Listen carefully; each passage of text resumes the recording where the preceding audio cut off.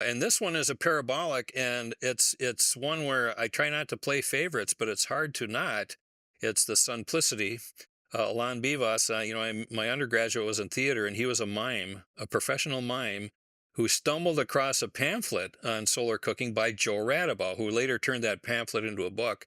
And Alon told me, he said, the day he saw that, he said, "I'm done miming. I'm going to design the best solar cooker ever made." And he's come damn close. This thing is a parabolic, which is a very uh, uh, powerful shape to begin with, totally collapsible into about an inch and a half frame, maybe 2 feet by 8 inches, 10 inches. 10 pounds. You can bungee cord it to a backpack. I put it in the trunk of my car whenever I go on my solar cooking road trips. It's the only cooker I use when I go out.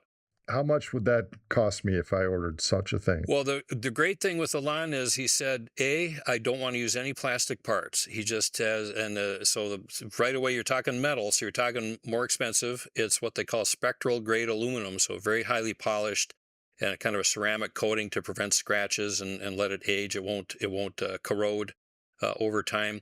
Right now it's in the 500 euro range, 450 to 500 euros, which is about 550, 600 here. And how long, if I took care of it, which I haven't with my other ones because I leave them out in the rain and the wind, but because I forget. But how long would this last, do you think? The SUNplicity, I think, pretty much forever. It's a very high quality